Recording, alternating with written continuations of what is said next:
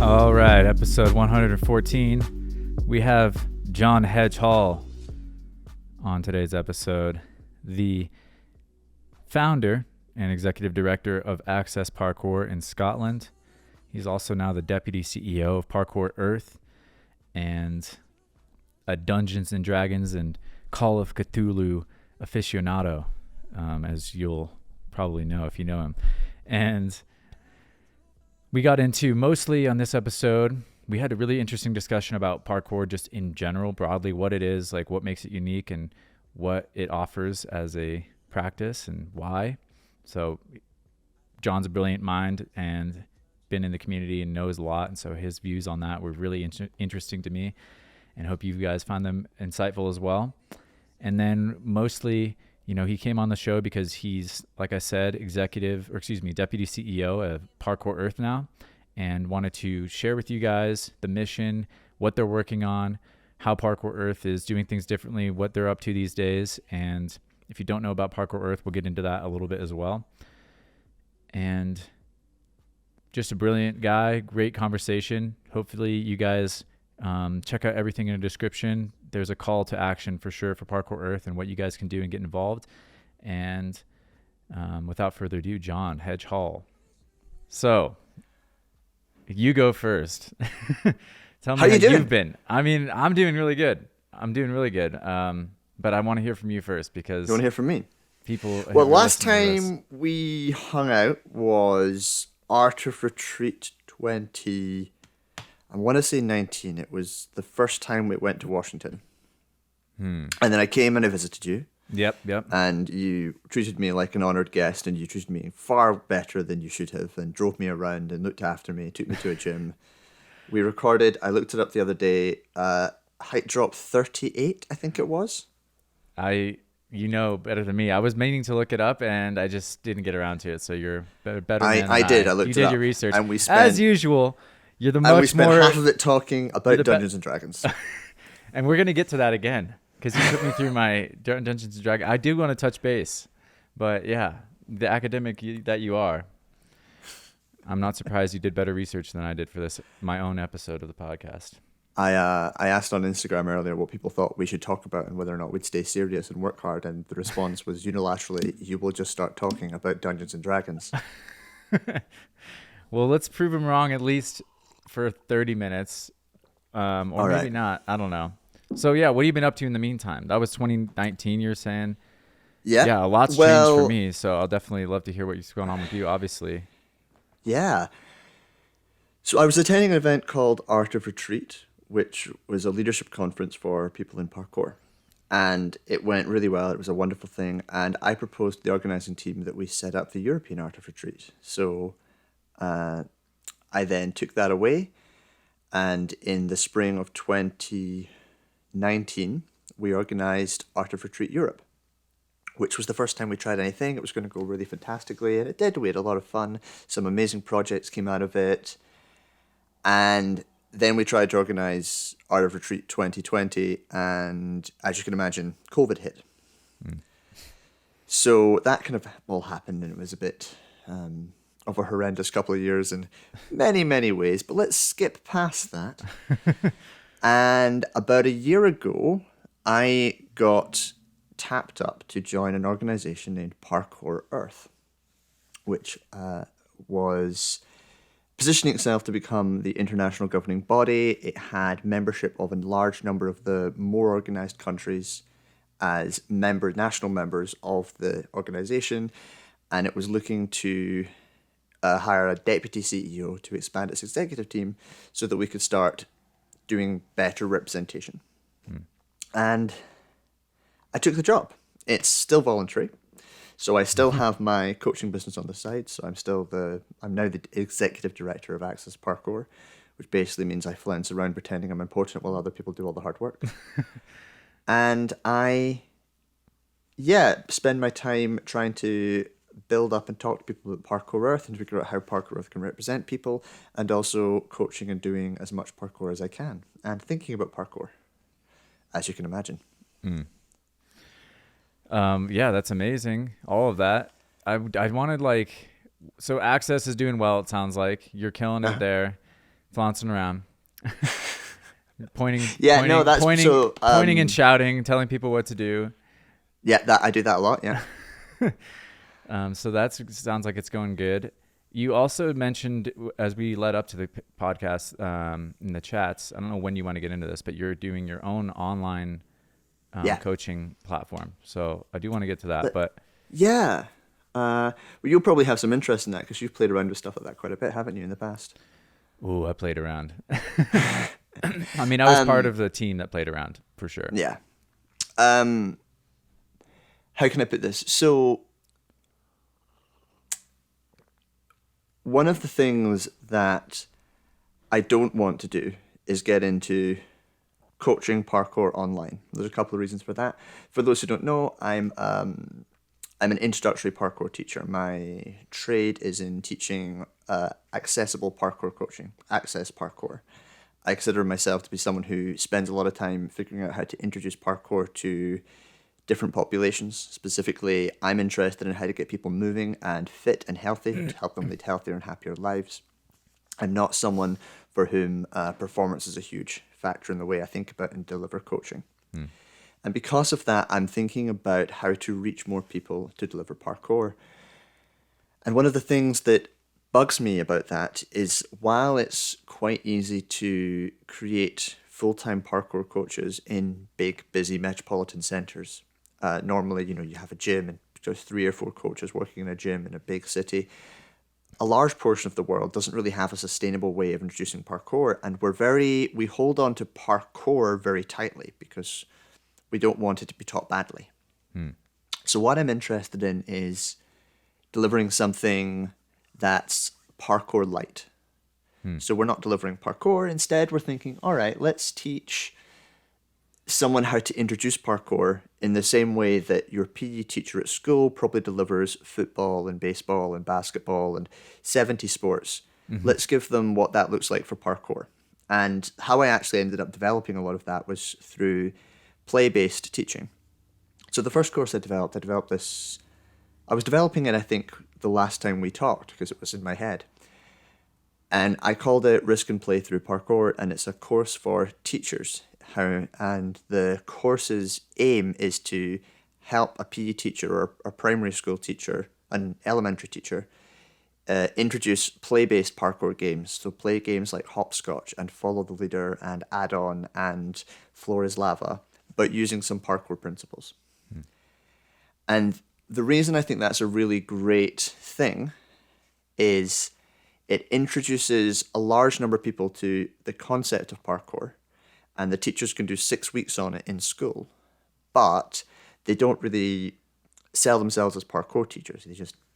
It's another arrow in their bow, if you will. So that Risk and Play course is delivered in person, and I've been traveling around. I delivered it a lot over the course of the last few years. It's going really well. I've got opportunities to go and deliver it some more. But the thing is, COVID obviously changed a lot of the rules about how we work and how we operate. And when it came to how do you reach more people, the answer became online. And so for the past 6 to 8 months, now that I have a little bit more space from Access Parkour day to day, I've been sitting down working out how you would go about introducing someone to parkour if they don't have the same opportunity to meet and train with actual parkour practitioners. Which has been really interesting because I'm fascinated by what makes parkour different from other sports. So I think about it in terms of why is parkour unique and interesting? How can we distill those unique and interesting things and give it to people? And something about creating play-based spaces has really caught the attention of a lot of people I've been working with. And so teaching parkour through games has become this style that I'm really working on and thinking a lot about right now. And it's going well. So the Jump into Parkour course is just about finished. I'll be launching it quite soon. And the target market is people who want to learn a little bit about creating community, maybe leading some jams, maybe leading some introductory classes for kids, small community people who are never going to get the sort of exposure you get in big cities, but who need a little bit of guidance. And then once they've done, it's an 8-week course. Once they've done that 8-week course, if they do go and find parkour coaches, and they do travel to gyms. They'll be equipped with all these tools, so they'll feel they can get a lot more out of it. And when people come to us, there's someone from a small town that's 100 miles away that has to drive 3 hours to get to us. I don't have to spend an hour teaching them how to land. I can then get into some deeper discussions, correct their form, fix the little things, send them away with a really good experience. That's so great. That's, yeah. Well, I had a couple of questions. One, Hit me. with this risk and play one that you're kind of like distributed out to a lot of local programs and schools, it sounds like. Is it risk and play? Is parkour? How much is parkour mentioned in the course? Do people feel like they're doing it, or do they kind of not know they're doing it? So it's called Risk and Play through parkour. Okay, through parkour. Okay. It's been delivered through 2 channels. So when I deliver it through Access Parkour, it's the Risk and Play course. When I delivered it through the NGB, it was the teacher's CPD, introductory CPD for parkour freerunning. Okay, sweet. So they do know they're doing parkour. Okay, yeah. I was just a little bit unclear, and I was just like, I'd be interested. I mean, I think it's probably even better if they know, a little bit like that they're doing it. And I love that you're into this idea of distilling what is unique about parkour, and it sounds like play is where you're headed. Can you talk a little bit more about like what your just thoughts are on that and what you found has like been fundamental? Because the other question I'll save it, but I'm interested in also the benefits that you are sort of synthesizing. As the years and years have gone by, you've seen more students come through your programs. Like maybe it's been enriched your view of just what parkour really offers somebody. And so I want to just start with what you feel like makes it unique, and maybe how that's changed, from when we last spoke or even before then. Lots of questions. Let's try and address them. I went ham. I'm sorry. I had I had way too much to drink. I had way too much to drink this morning, with the coffee is strong in me right now. Right. So let's handle play first. There is an argument that parkour is a sort of codified play. So free play, as in if you think about what young children do, has many different factors associated with it. So you can go out and watch children take risks and experiment with the capabilities of their own body, and that's a way of play. You can watch children pretend to be adults. Sorry, I don't want to cut you off, but is risk inherently kind of a part of play in this worldview? How does that fit in? Because awesome question, really. So if you want to look at the academic analysis of this, academics would say that risk is contained within most elements of play. However, what they mean by risk isn't always necessarily what we might call risk. So when an academic is talking about play and risk, they do partially mean the chances of injury, but they also mean the chances of something going wrong, because a lot of play and a lot of these discussions boil down to social styles of play too. So they would include little Jimmy getting made fun of, as well as little Jimmy cutting his knee. Both are acceptable parts of play. Within parkour, I think we can argue that we're really looking at this experimental movement aspect of children's play taken to an extreme. Certainly, if you think about what we know about the Yamakasi and how their play developed, it was trying to copy what they saw. So if you talk about, I know you just did a whole bunch of the history here. So like having seen what Raymond was doing and the various bells and the others wanted to be like that, were copying that. And it was basically just an extension of their play that kept going and expanding. So that's definitely one way we could analyze parkour. I think it's a little reductive to say that parkour is just play though, because parkour has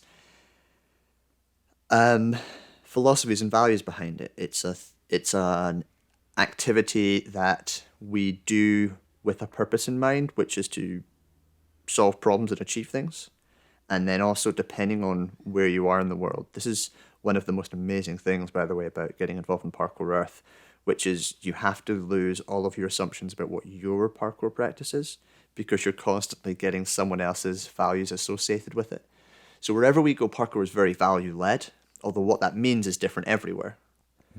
So whatever the values of the local area tend to also be reflected in the parkour. There's some great work. Oh man, who wrote this? This is why I'm not such an academic, so I can't tell you my sources. But the sort of encompassing theme, it might have been Alex Pavlotsky, hope I got his name right, who wrote this. But basically, parkour's values were a mixture of these train to overcome obstacles, and then on top of that, it was whatever values the young people in that society needed in order to make up for whatever was missing in their own lives. So it was often a pushback against societal norms. It was often a desire to meet goals. A lot of play and a lot of human activity tends to be trying to meet unmet needs. And so those ideas clashing of different cultures tended to be what parkour became. Again, that's an idea. I would never go as far as say that's the only way of thinking about this. Okay. But you go down that model and you could say that's another way of analysing it if you don't want to go down full play.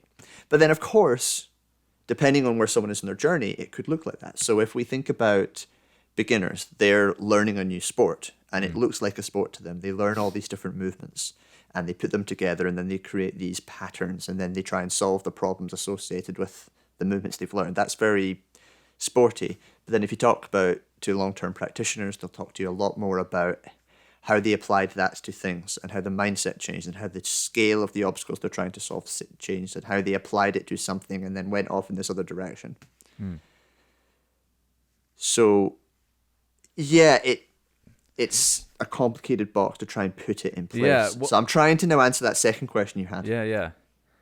But just to reflect a little bit, it sounds like you're kind of saying that parkour in this view, or one way to look at it, is it's kind of like a solution or an answer to a problem that anyone might be having in the context of their culture and their individual life. And maybe I'm wrong about this, but I'm just saying, like, so they can use parkour to answer a question they have about physicality, maybe about just, I talk about it with Max on the History podcast and other things. Like, there's existential questions that it can help you kind of grapple with. There's social things that also it answers for a lot of people. I mean, almost everyone I know talks about how they just like to be a part of something, a community, and they like how open the community is, and that's a big part of it. And so you're saying that it can be an answer for that, but also what's reflected in these varying cultures around Earth is the deficits or the needs, the unanswered needs of that society. That parkour kind of fills those spaces, so that if you're already maybe a really dynamically physical culture, you answer maybe more social issues through in that world. I don't know. Is that kind of what you're saying? Is like it helps to fill the gaps in the culture for people? I'm hesitating to give definitive answers because almost all of this is, hey, let's have interesting talk and see where it goes. Yeah. I want to start pinning this to examples. Okay. So I guess that part of parkour could be considered striving to meet goals. And there's actually a really fascinating discussion on the Parkour Earth Discord. If people haven't joined the Parkour Earth Discord yet, they should. There's some really cool discussions going on there. There's a researcher studying the apparent high level of neurodivergence in the parkour community. So what the researcher has noticed is that it seems to be a trend that there are more people who are neurodivergent, ADD, ADHD, autism spectrum, etc., within the parkour community, and is trying to figure out if that's true, and if it is true, then trying to give some examples of why it's happening. Which a lot of us are very interested in. And some of the personal stories have come up that the people who are neurodivergent have talked about how the simple pattern in parkour of seeing a problem, then figuring out a solution has helped them in a number of different ways, but also finding people for whom the rules are quite simple, where the community's goals are set a goal and then complete it, is a really simple way of understanding things. Because that community is simple, they felt at home there and they felt safe and they felt welcome there. So those two aspects of it make it for a potential home for people who are neurodivergent. And I think that something about finding people who are passionate in the same way about solving problems in the way you are is one of the things that creates the parkour community, because we are all people that seem to be quite goal-oriented. Like, if I was going to stick my flag down and say this is a thing that I think most, or if not all, parkour people are, it's practically minded and problem solving. They tend to see a challenge and want to complete the challenge, almost physically. And it comes back to like conversations I get over and over again when I talk to people about parkour. They ask me, well, what is parkour actually doing? What's Parkour Earth actually doing? And I go, well, we're doing this big high-minded floating thing and this. No, what are you doing? And I love that. I think it speaks so much about parkour people. And I do want to get into that, but I do also want to answer your question. That idea of there are certain things that attract us to the community. I'm a bit lost now. I've gone in a circle. Help me out. Pull me out of this. Oh, yeah. We'll pull you out here. Yeah, I mean, it is a really broad, like super, but you're saying that one of the things that you feel like is a characteristic of the community is that we approach life in a pragmatic, problem-solving kind of way. Yeah. And I would definitely, I mean, again, I'm not doing the research and stuff, but my intuition or whatever, the way I feel about it is that statement is what I've seen in my experience. And I remember Phil Doyle actually had as his description at one point on Instagram, problem solver. And he's also, which came to my mind because he's such a quintessential kind of archetype of a certain type of parkour practitioner, but he is one of those archetypes, I feel like. And that's really interesting. I wonder, what the other characteristics are. But if we are having this problem-solving thing, and then it gets expressed in these other deficits of whatever we feel is going on for life, that might be the kind of blend that makes parkour this powerful tool. Is it orients you towards problem-solving, and then it's so broad that it allows you to adapt that problem-solving towards almost any dimension. Yeah. I don't want to... This is actually perfect, because now I get to play devil's advocate a little bit. Yeah, devil's advocate on this. Because I don't want to... Because we're almost sort of verging on stoicism in some ways now. Which is control what you can, let everything else go, focus on the things that you can change. And I don't want to say that parkour is...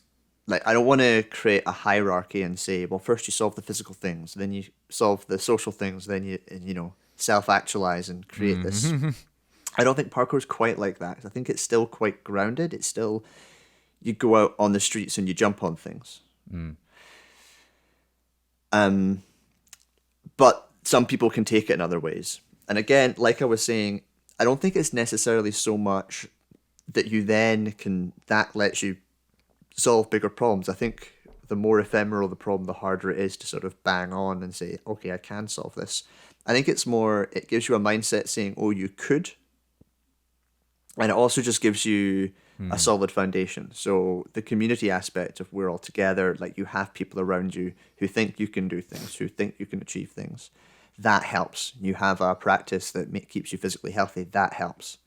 So the grounding aspects of it aren't just in the mindset. They're also encouraging you towards living in a healthy manner by having a good social life, a good physicality, and provides you with rock hard, if you will, self-belief that you can do other things. But I don't want it, because then there are people who are out there who go, well, yeah, it's just a physical practice. I don't necessarily want to think about parkour as being my entire identity in life.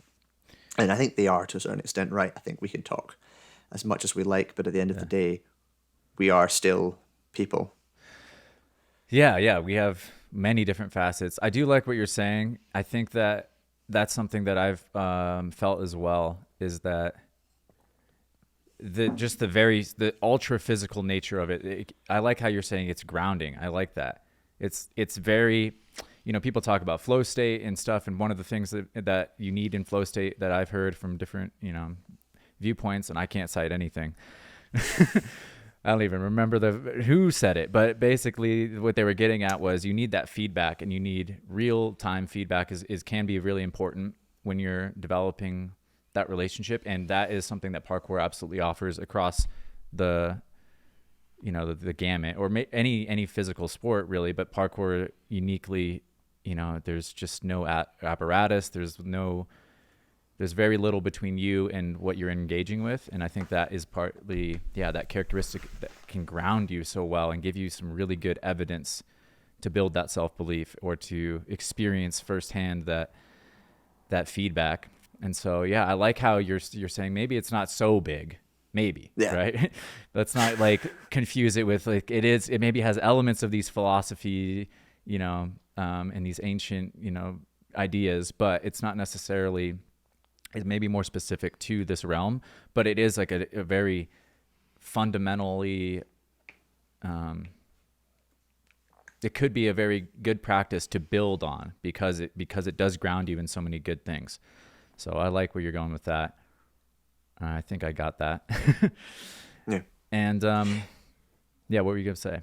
I was, you've got me thinking a little bit about, I think that one of the interesting threads that comes through from what you were mentioning there brings us back to your parkour history podcast, which I'll do a shout out to, because I've been listening away to you and Max talking about these things. Shout out Max Henry. He's the one who's he's better than both of us when it comes to parkour academics, at least.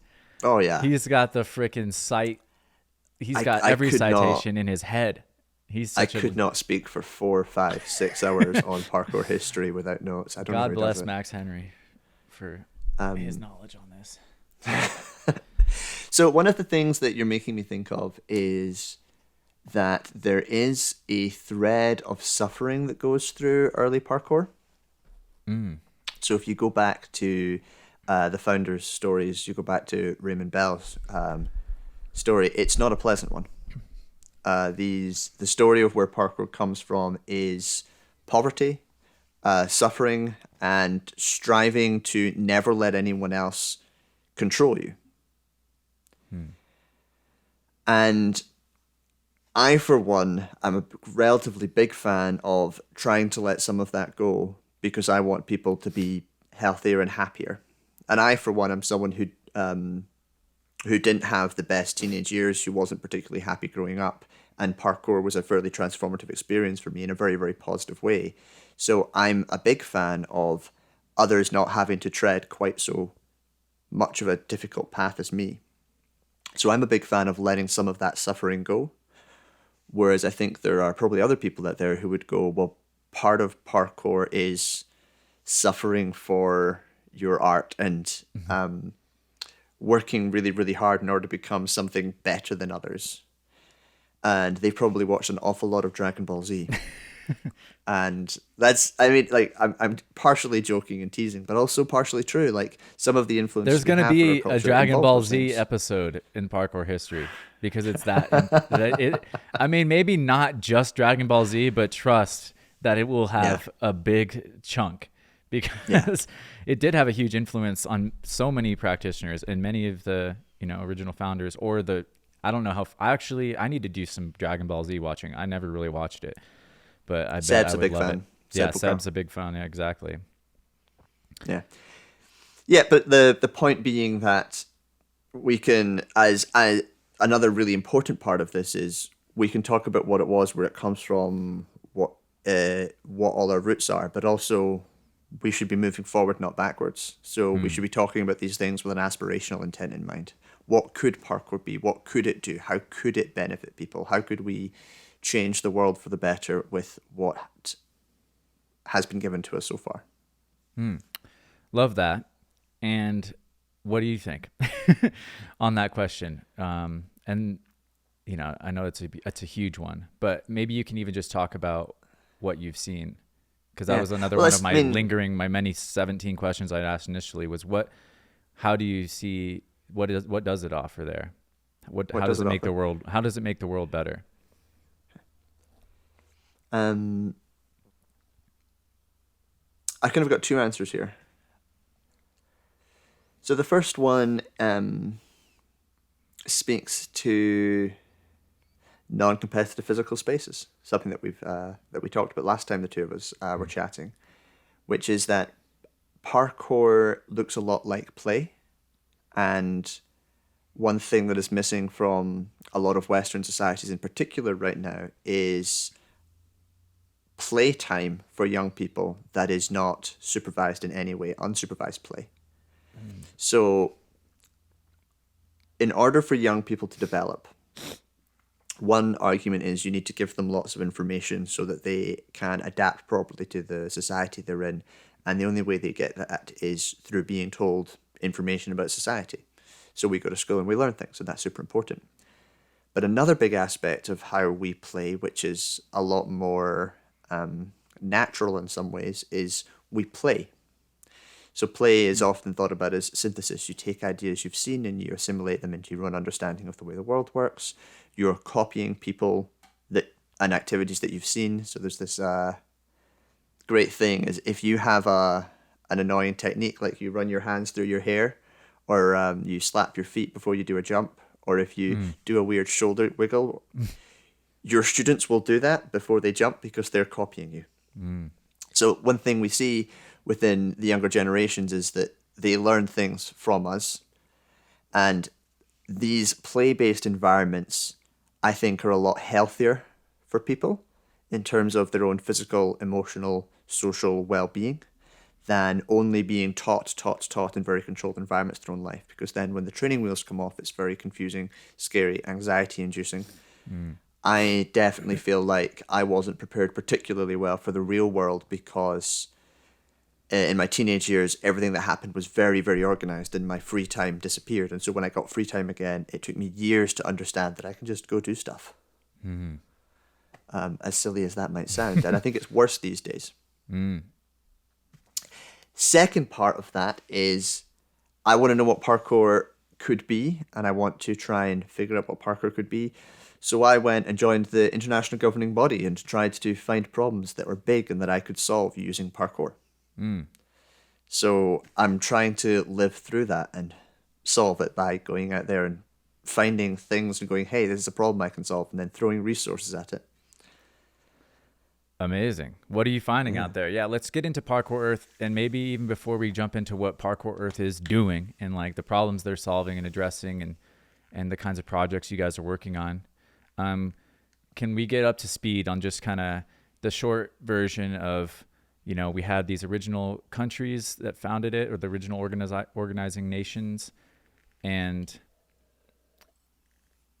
it hasn't been that long, but yeah, I think if it would be helpful to catch us up a little bit on like how that organization was founded, the Constitution. I mean, if you go through the website and you look through some of the stuff, it's like, damn, this shit legit. Like that's what the layman might say, and it's interesting to look at, a constitution that is written in whatever language. It's UK based, right? So it's got to use the UK laws and stuff. So that's interesting to just kind of see how things might differ in your country versus this one and what they. Anyhow, I just wanted to get into just that original founding and then where they're oriented around these days.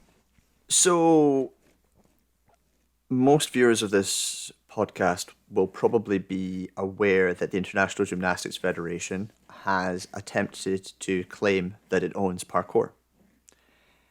The International Gymnastics Federation, better known as FIG, is a large organization which is a part of the Olympics and officiates gymnastics all over the world. And it unilaterally has declared that it owns parkour. It's set up, it was unfortunately done through a variety of fairly behind the scenes, not particularly nice ways. They claimed to set up, and they had a whole bunch of parkour athletes join and try and guide it, but they functionally ignored them. All of those parkour athletes ended up quitting, incredibly upset with the direction it was going. It, for a brief while, had the backing of a couple of the founders, but they pulled out rather quickly. It has gone very, very poorly for them, and yet they are still trying to do it.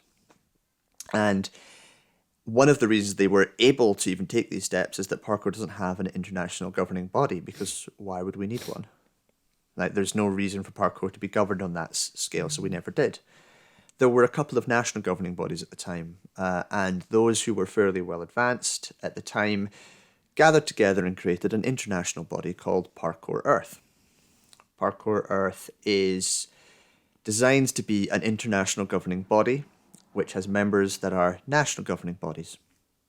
So the membership are organizations like USPK, which is the USPK-based national body, Parkour UK, Parkour Finland, Parkour Poland, Parkour Switzerland, Fédération de Parkour in France, Parkour South Africa, Parkour New Czech. Zealand, right? New Zealand Sorry? and Australia are in there. New as well? Zealand and Australia.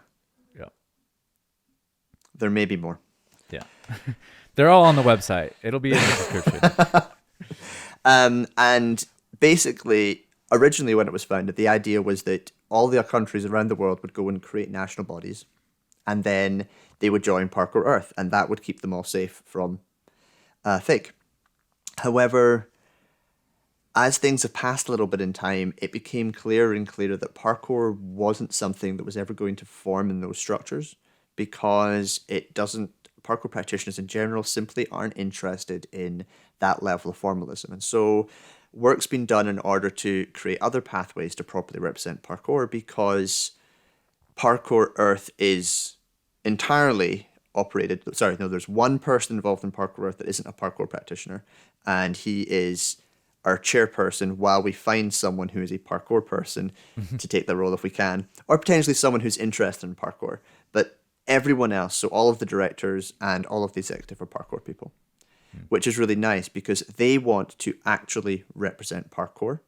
And so they realized parkour people aren't engaging with this, it's the wrong structure, and therefore the structure is changing. So when I was brought on a year ago, I was sort of given this remit of try and work out how to engage with parkour people better. And so that's kind of what I've been doing over the course of the last year. I've been building different models and slowly making sure that I have the relevant permissions and putting the bits and pieces in place so that I can go out and represent Parkour Earth and talk about Parkour Earth and what it's doing, and also do it in a way that works for parkour people.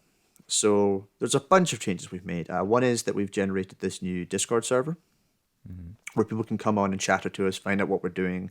If you do use Discord, come along and just, it's not incredibly busy, but like stuff is always happening. So there's always an interesting conversation of some sort going on. And also I generally do a lot of the announcements there. And then we're active on Instagram and Facebook, which I think are the main two platforms that parkour people use. That was a very slow one to get going, but Kel Glaster from Australian Parkour Association has been brilliant. She's really all over that. And then if you DM us now, I tend to be able to respond. And we're just generally now capable of talking parkour and acting like a member of the parkour community. And when it comes to the internet and communicating on platforms like Instagram and Facebook, that's a big part of parkour. And being able to do it and doing it properly is part of it. So like that's a big change I've made. And then the other one has been figuring out how to contribute positively towards the parkour community. So that's my next step. So now I talk parkour, I speak parkour, I can talk to parkour people, and I can appear authentically parkour. Now I have to do things for the parkour community. Flashback to, what are you actually doing? Yeah. And I mean, I get that you, tell me more, some about those things. I mean, I love that you're doing all these things to help, establish and just engage with the community and where it's at, and like kind of meet us where it's at. That's the saying, meet them where they're at, and meet the whole community where it's at and where we want to be. And you guys even have your own podcast. I haven't listened to it yet, but I'm sure the things that we just talked about, you go into even greater detail on those episodes that are out. Yeah. But yeah, So what we had kinds? an abortive attempt to start one, but the one that's going to be the Parkour Earth podcast moving forwards is Swapping Shoes. Oh Louise yeah, with Luis, Altman's in because charge Luis. of that one. So Louise came on recently. He's absolutely amazing. So Mm, he's a big part of the Red Bull Art of Motion and a whole part of the very performative aspect. So he brings balance to my very coach-based academic approach to parkour. mm. Yeah, that's kind of. I mean, that's huge that you guys already. It seems like you're really principle one is diversity. I mean, I don't know if Mhm. they're actually in order, but one of your biggest principles was diversity and having all the. It's hard to represent parkour because we are so multifaceted. So you have to like get these characters one at a time and add them in and create the Avengers basically. But Yeah. it's not an easy process. Exactly, I'm sure. So that's the ambassadors program. Mm, So the ambassadors program is one of the ways in which we want to be able to speak more parkour. So one of the things that I'm really aware of is that different people have different opinions on many things in parkour. One of the changes that I've had to make personally working at Parkour Earth has been to recognize an awful lot more diversity of voices about what the discipline actually is. And it's impossible for one guy who speaks one language fluently and three languages badly to talk to the entire world. And so what we need to do is we need to create ambassadors who can go out and see what parkour is actually like, what people in the world of parkour actually think. And so the ambassador program is an attempt to do that, is to recruit people who can speak on behalf of Parkour Earth to parkour practitioners all over the world. And also, what they then do is they feed back to us what parkour is like all over the world. So we want to recruit people who can go to Brazil, a country that has a huge parkour scene, but that we don't see a lot of because they mostly speak Portuguese. And we want to be able to communicate with them, tell them what we're trying to do, and also get feedback about what they need there. We need to, within Europe alone, there's 30, 40 languages, probably more. Get people talking to all those various different parkour practitioners that train in all those different places and feed back and learn what is happening around the world. And then do stuff for them. So the ambassadors program is the big part of that. We're recruiting, and if you're interested in becoming an ambassador, then hit us up. Simply drop us an email. We're looking for people who have fairly big followings who can represent their area. If you hit us up, we'll either say yes, we'd love for you to be there, or we'll simply say we'd love for you to get involved in parkour some other way. Because again, there is a diversity thing. So the reason that we might not accept all ambassadors is that if everyone applies, we'll get an awful lot of white 20-something men, and we need to be a little bit more diverse than that. So we're going to not promise everyone they can be ambassadors. Instead, we're going to say, all right, we welcome all contributions and come and hit us up. And if you specifically are from somewhere that isn't being represented right now through parkour, or you think you speak for a community that we haven't really reached out to yet, definitely come and talk to me. And the responsibilities of that as an ambassador, is there, other than basically conversing with Parkour Earth and making sure that Parkour Earth as an organization can keep their finger on the pulse of all these different communities and just being like, what kinds of other Luis is in charge of this, so I'm not going to speak too in depth on it, but as a very practical answer, you will be added to a WhatsApp group. Eventually, you will be sent a t-shirt, and occasionally you'll be asked to go to events and talk about Parkour Earth, and there will be some briefing materials to help you do that more easily. Okay, cool. Sounds like fun. It's like, maybe hit us up. Yeah, I'd love to get another conversation with Luis going one of these days. I was on his swapping shoes a while ago, but maybe I can get him on here and we can talk more about this too when he's interested. We were actually, the two of us were talking about which of us was going to hit you up to try and come on the podcast first. Oh, nice. Rochambeau. We're gonna give you a 1-2. Nice. I can't wait. Okay. So then moving on to so you have the ambassador program. What other kinds of things are you doing? So the big one that I'm interested in right now is the supporters initiative. So in a nutshell, Parkour Earth needs a business model. And reason it needs a business model is it needs to be able to spend money on the parkour community. And to do that, we've decided to go with a supporters model. So how you do this is you go to patreon.com/parkourearth and you give us it's £1 a month, which is about $1.50 a month, and you support Parkour Earth. You become a supporter of Parkour Earth, and we're looking to sign up as many people as possible to do that. So the first campaign that we're going to start launching soon is going to be called the Race to 100. We're looking for 100 people to give us $2 a month, basically. And then from that, we're going to build and try and build more and more money so that we have this pot of money that we can then spend on the parkour community. The really good thing about doing it this way is that it's money raised from the community, very small amounts from hundreds of people, hopefully, will then go on to make real difference in the lives of parkour creators and parkour innovators. And so the first place I want to spend that money, quite literally, is on parkour photographers. Because what are the problems you're going to solve? The first problem I've noticed is that there are some amazing parkour photographers out there, but they're not regularly paid well for their work. And I think that's a big issue. I think professionalizing the industry of parkour and photography will help a lot of people create better artwork and take the time to create really good art. There's a few people out there who maybe made it as professional photographers, but if we could turn up to one photographer a month from somewhere in the world and go, hey, we want to buy 12 photographs from you, and those photographs will be made available to our members in order to use for non-commercial reasons, so they can pop them on their website, so they can use them in social media posts, and we just create this backlog of photographs, then the photographer gets paid equitably for their work. The member organizations all have access to photographs that they know have been obtained ethically. And on top of that, there's also a great place that if you do need to buy a photograph for commercial reasons, so if you want to put it in your book or you want to put it on a course you want to sell, you know that you can go to these, it'll have the name of the photographer, you can contact them and ask them about their rates. And it's a way to make sure that people who are taking the photographs and the people who are in their photographs get paid equitably and properly for their work.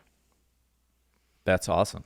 Yeah, I love that idea. I'm wondering, there's probably some blockchain coder that can make that even like NFT or whatever version, so you guys don't have to do any admin, hopefully. But I'm just putting that out there for you, because I think that's probably a way to do that. I think that's one of the advantages of these blockchain technologies. I'm not super smart on it, but basically, I love the idea. It's been 5 years and I still don't understand what crypto is. I think this is the kind Bitcoin did really well, and now it's doing really badly, but it'll probably do well again. Yeah, but this is the kind of automated process, like a smart contract thing, that could be really powerfully integrated. If your name as the photographer or your talent, the person or persons in the photos are tied to that photo, then without anyone having to do any legwork, you can purchase that photo and everyone gets paid without monitoring. That's pretty cool. That would be the kind of application that a smart contract would be useful for, I think. But anyhow, forget that.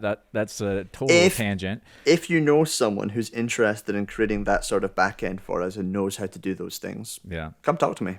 Yeah, I think a lot of those people are getting paid by some of these bigger blockchain companies because there's very few of them. But we can hope. If you're out there, we know that there's neurodivergent. I think there's a little blockchain bias in the community as well. So we'll see. Oh, yes. So there might be someone out there, but anyhow, a lot of parkour people are crypto bros. I love that. I love that there's, that's a great project. I think that, it builds a little, one of the things that you talk about on the website is you want to create an economy within parkour or for parkour. And that totally does that, where we see a lot of crossover between athletes and cinematography, photography, and being able to create a library, a pool of media for people to pull from that we feel is like we know that is ethically sourced. That's powerful, and it helps, just circulate that money within the community. So that's a great project. It's one of the really nice things about working for Parkour Earth as an organization so far is that the people involved are ethically minded in a really positive way. So I was just working on one of our back-end documents, and it was talking about who we'd enter into partnership, who we wouldn't enter into partnership with. And we'd kind of put down a very standard blocky bit of text that said we won't enter into partnership with anyone who does anything illegal, fairly standard sort of aspect of these contracts. And one of the directors challenged it and said, I think we need to do better than that. I think that we should only enter into partnerships with people who are positively contributing to society. And I went, yeah, all right. I am in the right sort of room. I like it here. Yes. So, and we changed it. We've now changed the document so that there is a higher barrier. The companies that we enter into partnership or work with have to actively be working for the betterment of the world. And I think that's really important too. Love that. Yeah, that is a bar raising conversation. Yeah. So when it comes to like choosing a project, is that something that's laid out in the Constitution when you're deciding on a photographer? Like, are people going to apply for grants from Parkour Earth? Like, how does this money get distributed in a way that is, feels fair to everyone involved? Yeah. Well, this is this comes back to some really interesting ideas, and one of the issues with capacity that Parkour Earth has, because effectively the way that we're going to do this at first is we're going to go out and look for diverse voices that aren't normally highlighted. And when we find someone that we think, yes, that person, we're going to approach them and ask them if we can buy the photographs. And in the short to medium term, that's the process we're going to use. And the main reason for that is that it's not really, there's just not the capacity to build a better system than that. One of the sad things about Parkour Earth is there's no money in Parkour Earth right now. And also, because it's quite ethically built with regards to everything, you can't just pour money into it from anywhere. The money has to come from good sources. So because of that, I've been working part-time for Parkour Earth for a year for free. And so eventually we want to build better systems that will probably end up looking a lot more like grant applications. But also in the short to medium term, we want to be authentically parkour and trusted in order to do good things.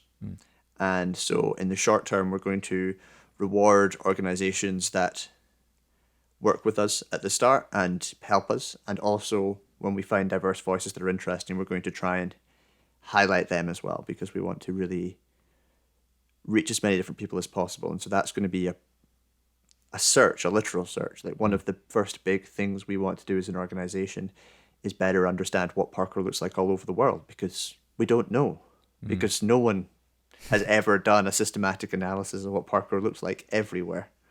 We've got some vague notes on what we think most countries are like, and a list of other countries, a list of the countries that we know very little about, and we only have a few contacts in, and countries that we know a lot about. But we'd love to do lots more, but we just don't have the capacity, because no one's doing this full time, everyone's volunteering their time, and there's so much to do. And so once the Sporters concept reaches £1,000 a month, so again, about $1,400 a month, someone's part-time job is going to become trying to answer some of these questions and creating better ethical systems for deciding who to go about paying people. And once it reaches about $7,000 a month, then there's going to be a couple of people who are brought on full-time in order to do these things and answer these questions and delve deeper into these things, because we're sort of building it as we go, which is amazing, because it means that it will be built by parkour people. And also we can, when we get asked that question, we can think about it, and we don't have answers right now. If you or anyone listening thinks they have a really good answer about how we can do these things better, come and tell us, or better yet, come and do it for us, because Parkour Earth is meant to be built by the community. And so when people come in and they tell us what they want us to do and how they want us to do things, we're going to respond positively to those requests. Appreciate that. Yeah, I think what we've noticed in these governing bodies, I just talked to Adam Cozy on, a few episodes ago. And I think what's interesting is that when we see, I don't know if it's just the modern era or if it's very parkour specific or both, but we're seeing a whole new level of transparency between our governing bodies.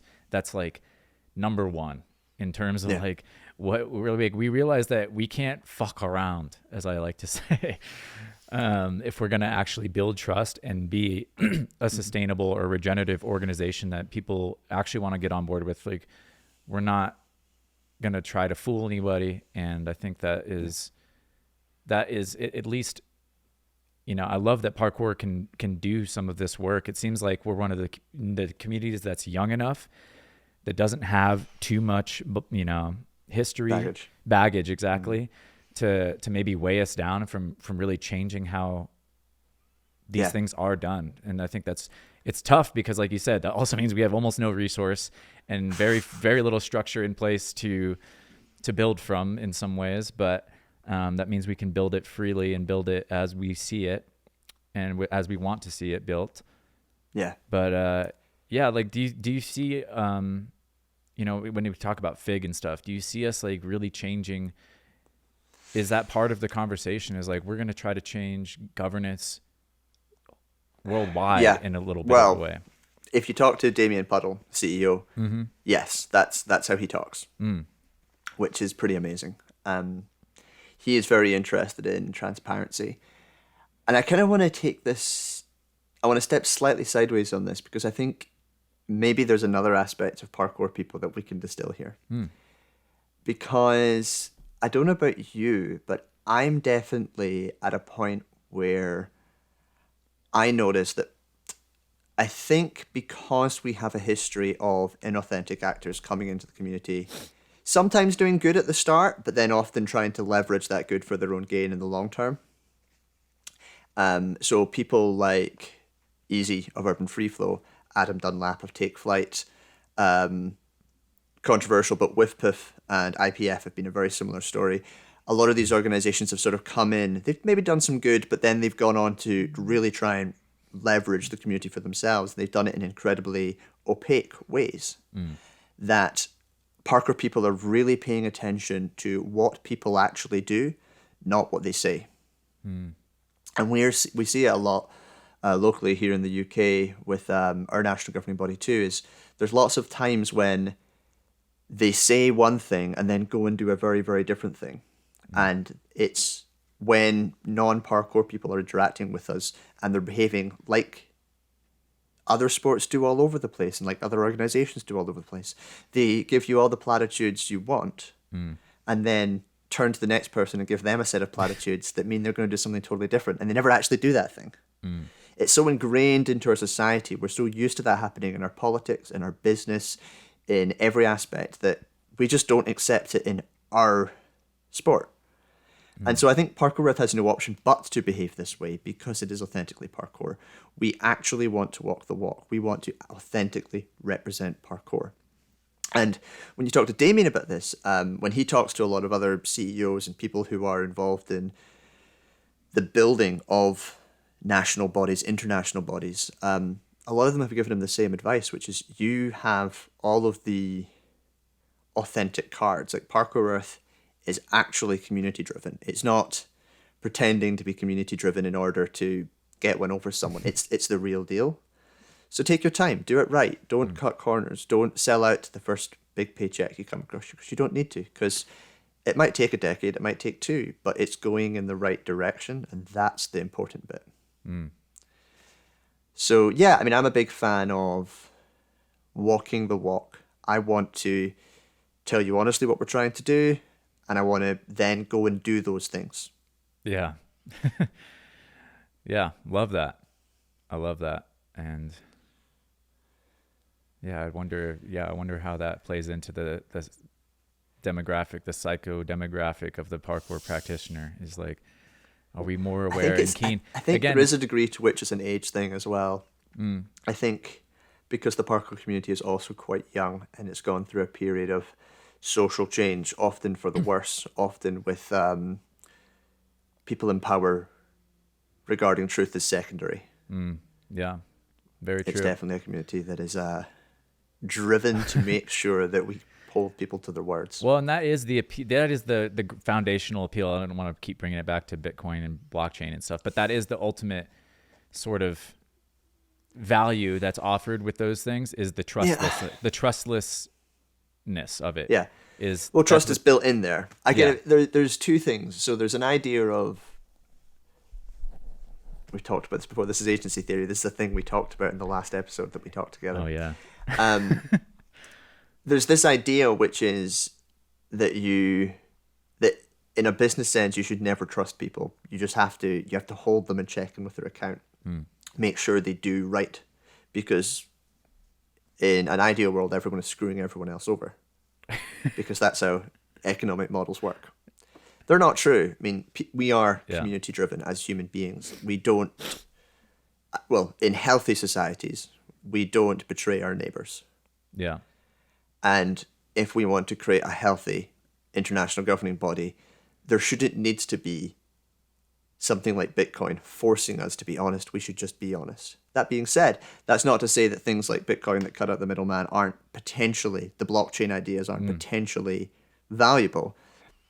But I hope to create something in Parkour Earth where the idea that Parkour Earth is going to screw you over just doesn't make sense. Like, Yeah. it just doesn't operate like that. Yeah. No, I love that. That's definitely, yeah, it's interesting to think about where we're headed as a whole, global, whatever, just the human species.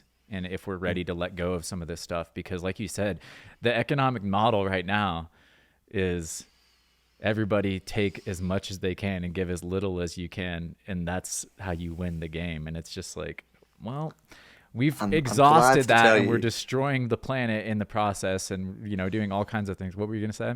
I'm glad to tell you that outside of the US, it's not quite as bad. Yeah, the US. Yeah, that's one of our biggest weaknesses and greatest opportunities is our freedom, whatever. We have that. Yeah, every character and country is unique, but yeah, that's certainly the caricature of the United States, and we are sort of like the poster boy for greed and capitalism in many ways around the world. Greed and capitalism being both a force for great good and great evil. I mean, America does its extremes incredibly well in that regard. Yeah. No, yeah. Some of the most amazing people have come out of the US. Yeah. No, it's it's fascinating times. Well,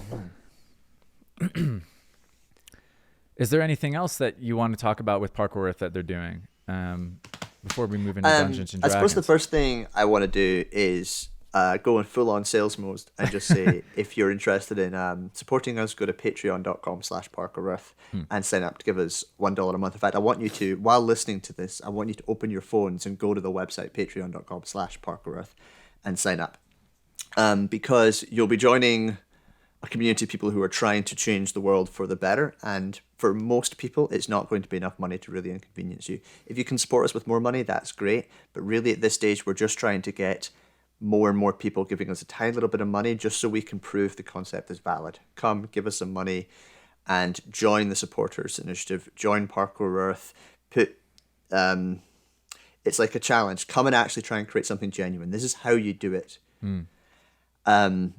But also kind of open myself up to challenge. I'd love to be challenged on some of these ideas and to be told, all right, well, how are you going to make things better? Come and tell us who we aren't reaching and how we should reach them. Tell us if you think we can do it better. I hope that Parkour Earth can also be a place for great debate. And some of that debate should be how we move forward. And come and tell us. So there are big questions in the sport and the international governance that still need answered. And if you are opinionated, think you have the right answer, come and tell us. If you're not particularly opinionated and you're quite quiet and you're normally on the sides and you think your voice isn't normally heard, come and tell us, but tell us more quietly, because we still want to hear from you. If there's anything people take away from this podcast, it's we want you to come and talk to us. And then we're going to recruit Brandon as one of our ambassadors. Because he's got a podcast and can shout really loud. You've never even heard it. You've never even heard how loud I can go. Turn the gain up on this thing right now. Blast you guys with... No, I love that. I love that I'm on the candidate list here of potential recruiter. I actually have no power over that whatsoever, I can't comment. What was the thing I was going to ask was just where, so let's say you get everyone on board, we're going to start allocating money really far down the road when you're probably, who knows if you're even involved in it anymore, but you felt like you've done what you wanted to do with Parkour Earth. How does that global organization feel like, or do you know? It's a cool question. I think there are parts of there are parts of my experience of parkour that I want to preserve and I don't want to disappear. One of them is jamming culture. I want people to grow up, to be able to go out in the streets, and I want to be able to jump on things, and I want that to be normal. I think reclaiming public space is a huge part of my interest in the sport. And so if people are still jamming in public spaces in 30 years' time, and the regular Edinburgh Parkour Jam has been going on, which has been going on for 20 years, is going on for 50 years, that would be something else. The second thing about it is the parkour passport and parkour travel. The joy of being able to turn up in a brand new city and to have friends is the most amazing things. I want to tell all of your listeners about how amazing and safe a feeling it was to turn up in Boulder, Colorado, and to have this cool guy turn up in a beat up car, just pick me up and take me into the city, show me around and look after me for a day. It was amazing. And it's something that you can actually get almost anywhere in the world if you know how to reach out and you know the parkour passport. Is people will look after you wherever you go. And I want to maintain that because it's so parkour to do that. It's so great to be able to go anywhere and feel like you fit in. The stories I can tell you of traveling around Europe and staying with people and them just feeding you and looking after you and feeling safe in a completely foreign culture is amazing. And I suppose finally, I want to live in a world where people move because they want to and because it makes them feel good. And they then lead healthier and happier lives. And I think parkour is a really strong tool to do that. And therefore, I want it to stick around. I don't want it to get sucked in as just another discipline of gymnastics because that just feels wrong to me. And I think there's a better story to be told here. And so, yeah, if parkour is...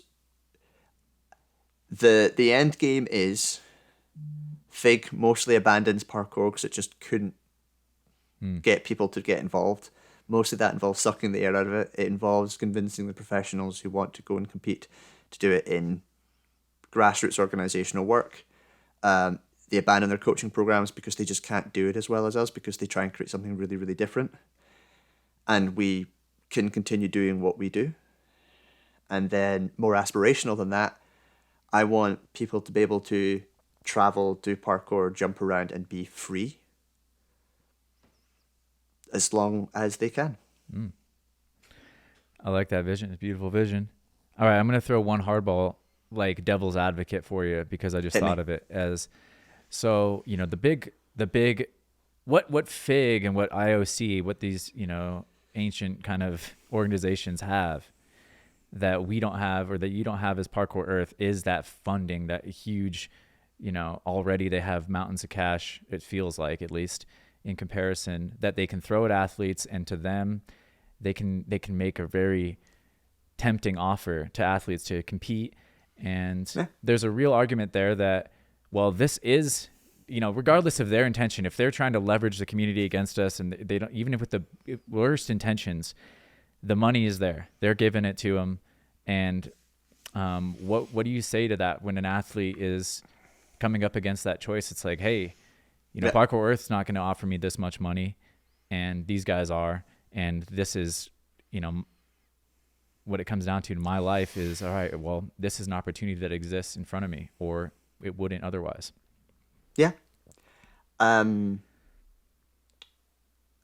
There are people out there who I've heard talk about this issue. Have you met Valentin? Valentin, of course. He's an alum of the podcast, actually. Excellent. So he pretty much says, that exact thing. These competitions, a lot of them are terrible. A lot of them are really badly organized, but they pay the bills and it's my life. And I think that's a legitimate argument that can be made. I think the question remains for the competitive element of the community, those who do organize competitions, how they can build alternative pathways that are appropriate, because they do have to answer that. I think that World Chase Tack is a great example of that being done really well. And I think that there is definite, there's a lot of goodwill and there's a lot of optimism to be found in the developing American competitive scene with that, because prize money is being developed and delivered. And there is definite optimism there, even if it is a little bit slower. But also what I'd say is having more money doesn't necessarily make you happier. And so I would be balancing out what experiences I want to have in my life and how I want to feel about how I pursued those life goals, and if it makes me feel good. And if it does make people feel good, they should go and do that thing, and they shouldn't let anyone stand in their way. And I think a big difference between people with my viewpoint on this and a lot of others is I amn't going to rant and rave about if an individual goes to a FIG competition or not. In fact, that's so beyond me. What I will say is that for those who are angry about it, the onus is on them to put up or shut up. So what I'd say is, what are you actually doing in order to make your vision of parkour a reality? And Parkour Earth wants to be the backbone that allows a lot of those visions to happen. It becomes a place where that sort of thing can happen. So if you want to create that future, come and join Parkour Earth. Come join our Discord. Come follow us on Instagram or Facebook. Join our supporters scheme. Hit us up about becoming ambassador. Whatever you think is the appropriate platform for you to come and engage in that discussion and put in the work. Come and build it, because that's the only way it gets done. Don't just stand around waiting for someone else to solve your problems for you. Boom. That was pretty powerfully said. I like that answer a lot. Cool, man. I think that, that's a great message. And it sounds like Parkour Earth is doing some amazing work. And definitely people should go get in the description, jump in that Discord, get involved especially if you're going to be complaining from the sidelines. There's one last thing to be said here, which is the supporters initiative. If you join it, there's a special supporters channel. And so far, the channel has mostly been used to send gifs of frogs and raccoons at me all day long. So if you want to distract me from my work day in and day out by sending stupid gifts to me, you need to join the supporters initiative or I won't pay attention. All right. Good there to you know. have it. Yeah. Does Parkour Earth ever see itself putting on its own events, own competitions even that have a channel outside of the other channels that already exist for? The dream is to not put on our own competitions, instead to facilitate things that are being created in the community. So we want to champion the great work that USBK is doing. We want to champion the Czech guys are really developing a lot of really cool competitive formats as well. The aim is very much to shine the spotlight on the community and support where is appropriate. I see. Cool. Yeah. That's how we're going to do that. Love it. All right. Now moving on to the big questions. Big questions. How is the D&D going for you? How is the D&D going? How is your practice of D&D going? And how's my practice? So I am now, this is genuinely true, I am now also a published scenario writer. Oh, baby. Nothing huge. I've sold around 200 scenarios, but it's not for Dungeons and Dragons. It's for another tabletop role-playing game. Okay. So I'm a Call of Cthulhu scenario writer. Call of Cthulhu. They're investigative mysteries. You'll be so unsurprised by this. The real joy about these games basically is you try and solve a mystery as you play it. So you're trying to work out what's going on, and if you don't get it right, then you get viciously murdered by some evil beast from beyond the realms of time and space. And if you get it right, you win, and it's wonderful. I really like that sort of game, and I wrote this really stupid story about an alpaca in a sheep field, which has become a cult classic, and everyone loves it. An alpaca in a sheep field? Yeah. All right. Which is really true.